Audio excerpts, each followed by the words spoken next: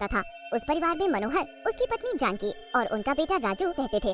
राजू अपने पिताजी के साथ वहीं खेतों में काम किया करता था। सब बहुत अच्छे से चल रहा था। एक दिन की बात है, जब खेतों में राजू और उसके पिताजी मनोहर काम कर रहे थे। उसी दिन गर्मी बहुत ही तेज होती है। दोनों काम करके एक पेड़ के नीचे बैठ जाते हैं और उन्हें बहुत भूख भी लग रही होती है। तो राजू अपने पिताजी से खाने का पूछता है। पिताजी, मैं खाने का डब्बा खोल लूं क्या? भूख सी लग रही है। हाँ बेटा, भूख तो मुझे भी लग रही है। चल दोनों मिलकर खाना खाते हैं। दोनों खाना खाने बैठते हैं तो गर्मी की वजह से उनको खाने में भी स्वाद नहीं आता। पिताजी, मुझे तो ये खाना खाने का जरा भी मन नहीं है। अरे बेटा, थोड़ा तो खा ले, तूने सुबह से कुछ नहीं खाया। गर्मी की वजह से बुरा हाल है पिताजी, बस मैं पानी पी कर आता हूँ, मुझे नहीं खाना ये खाना। रामू गर्मी से परेशान पानी पीकर आता है और बस काम में वापस लग जाता है। थोड़ी देर में शाम हो जाती है और दोनों घर को निकल पड़ते हैं। रास्ते में राजू को एक जगह काफी भीड़ सी दिखाई देती है। राजू देखने की कोशिश तो करता है पर उसे कुछ दिखाई नहीं पड़ता। राजू वहाँ जाता है तो उसे एकदम ठंडी हवा लगती है। राजू के तो शरीर में जैसे जान पड़ जाती है। वो और आगे बढ़कर देखता है तो वहाँ एक नया ढाबा खुला होता है जिसके अंदर से वो ठंडी हवा आ रही होती है। राजू वहाँ खड़े लोगों से पूछने लगता है, अरे भाई, ये भीड़ कैसी लगी पड़ी है? जरा मुझे अंदर तो जाने दो। अरे भैया, कहाँ चले जा रहे हो? दिखता नहीं लाइन लगी हुई है, पीछे लगो लाइन में। अगर एसी में बैठकर खाना खाना है तो। एसी में? हाँ भाई, ये एसी ढाबा है। अंदर पहले ही काफी लोग बैठे हैं। जब वो खाना खा लेंगे तब जाकर हमारा नंबर आएगा, फिर हम भी ठंडी एसी की हवा में खाना खाएंगे। पर ये तो बहुत महंगा खाना होगा ना? अरे कुछ महंगा नहीं है, बल्कि इतना सस्ता खाना है कि घर से भी सस्ता। मैं तो बोलता हूँ तुम भी रोज आकर खाना खाया करो। राजू तो ये सुनकर बड़ा खुश सा हो जाता है और लाइन में लग जाता है। अब वो सुबह से भूखा भी होता है तो उससे बिल्कुल सब्र नहीं हो रहा होता। अंदर जाते ही सबके चेहरे पर एक अलग ही खुशी होती है। उनके पसीने तो मानो झट से सूख जाते हैं और बस चारों तरफ ठंडी ठंडी हवा। अरे भाई, ये एसी तो बड़ी ही कमाल की चीज है, पर ये यहाँ इस छोटे से गांव में एसी ढाबा खोला किसने है? एक औरत ने खोला है, देखना अभी आएगी वो खाना लेकर। हरिया इतना बोलता ही है कि तभी सामने से एक सुंदर सी औरत हाथों में ढेर सारी थालियां खाने से भरकर ला रही होती है। अरे जल्दी जल्दी खाना खाओ, एसी की ठंडी ठंडी हवा में गर्मा गर्म खाना खाओ। आओ आओ, जल्दी जल्दी आओ और भर पेट खाना खाओ। पेट भर कर खाओ और पैसे की जरा भी चिंता मत करो, क्योंकि यहाँ 5 रुपए में भरपेट खाना मिलेगा। हरी और बाकी लोग पेट भरकर खाना खाते हैं। हरिया के पिताजी उसका घर पर अभी तक इंतजार कर रहे होते हैं कि हरिया कहाँ रह गया, कि तभी हरिया एकदम खुश और हंसता हुआ घर में आता है। अरे तू कहाँ रह गया था? मैं कब से तेरा इंतजार कर रहा हूँ।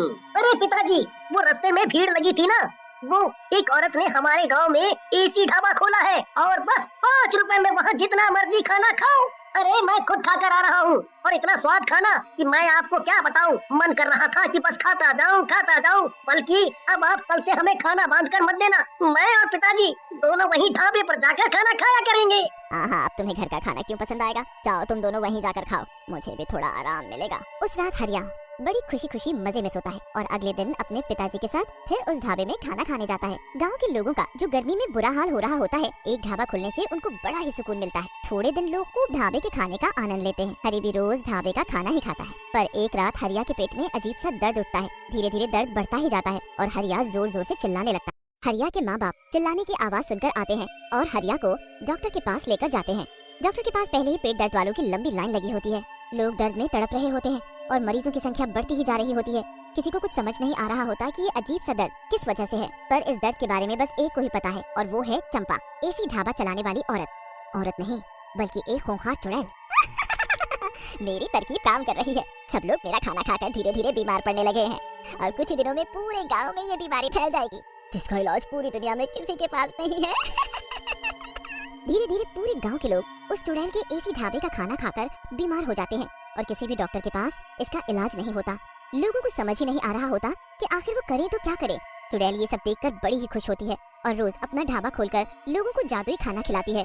एक दिन उस गांव में दूसरे गांव से एक बड़े ही ज्ञानी बाबा आते हैं। उनके साथ इसी गांव के 2 लोग होते हैं जो उनके साथ साथ चल रहे होते हैं। बाबा, यहाँ बहुत गर्मी है और आप चल भी नहीं पा रहे और आपने सुबह से कुछ नहीं खाया है। यहाँ एक एसी ढाबा है, वहाँ चलते हैं, वहाँ आप थोड़ा आराम भी कर लेना। बाबा उस आदमी की बात मानकर उस ढाबे में जाने के लिए हाँ भरते हैं और जैसे ही वो वहाँ पहुँचते हैं उनको अजीब सा महसूस होता है। वो कहीं न कहीं समझ जाते हैं कि ढाबे में कुछ तो गड़बड़ है। वो वहाँ बैठते हैं तो चंपा नाम की औरत हमेशा की तरह खाना लेकर आती है। बाबा उस औरत को देखते हैं तो उनको वो औरत अपने असली चुड़ैल के रूप में साफ साफ नजर आती है। अरे बाबा, ये लो स्वादिष्ट मेरे हाथ का खाना। हाँ हाँ, रख दो इधर। चंपा चली जाती है और बाबा उस खाने को ध्यान से देखते हैं। उनको समझ आ जाता है कि खाना जादुई है। वो प्लेट से एक रोटी लेकर अपने थैले में रख लेते हैं और बिना कुछ खाए वहाँ से निकल जाते हैं। उसके बाद वो गांव में प्रवेश करते हैं तो पता चलता है कि गांव के लोग कैसे पेट दर्द से तड़प रहे हैं। ये सब उस चुड़ैल का काम है। तुम लोग अब तक समझ नहीं पाए कि कोई इतने सस्ते में एसी में बैठा कर क्यों इतना सारा खाना खिला रहा है, और उसके बाद से ही सबके पेट में दर्द भी है। मैं तो उस औरत को देखते ही पहचान गया। ए भगवान, अब हम क्या करेंगे बाबा? आप ही इस चुड़ैल से हमारा पीछा छुड़ाओ और सबको इस बीमारी से मुक्त करो। आज मैं एक जप करूंगा और उस चुड़ैल को हमेशा हमेशा के लिए खत्म कर दूंगा। तुम सब परेशान ना हो। उस रात बाबा बहुत बड़ी पूजा करना शुरू करते हैं। ओम भीम क्लीं स्वाहा, ओम भीम क्लीं स्वाहा। काफी देर के जप के बाद बाबा उस रोटी को थैले से निकालते हैं और उसके ऊपर मंत्र पढ़ने लगते हैं।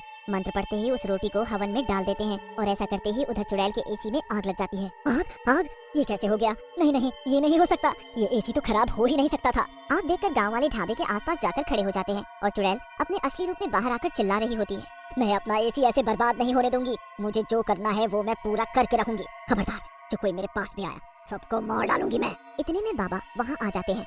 डरो मत गाँव वालों, इस चुड़ैल का जादू बस ढाबे के अंदर चल सकता है। बाहर हमारा कुछ नहीं कर सकती और इसका ढाबा तो जलकर अभी ढेर हो जाएगा।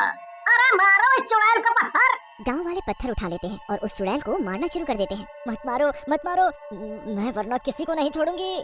गांव वाले बिल्कुल भी नहीं रुकते और लगातार उस चुड़ैल को पत्थर से मारते रहते हैं। चुड़ैल अपने आप को बचाती रहती है पर इतने लोगों में कुछ नहीं कर पाती। वो जमीन पर गिर जाती है और उसकी आंखें बंद होने लगती है। तुम दोनों ने मेरे साथ अच्छा नहीं किया। इतना कहते ही चुड़ैल मर जाती है और राख में बदल जाती है। उसके राख बनते ही सभी बीमार लोग एकदम ठीक हो जाते हैं। पूरे गांव में फिर से खुशहाली आ जाती है। उसके अगले दिन ही गांव में बारिश होती है और लोगों को गर्मी से भी राहत मिल जाती है।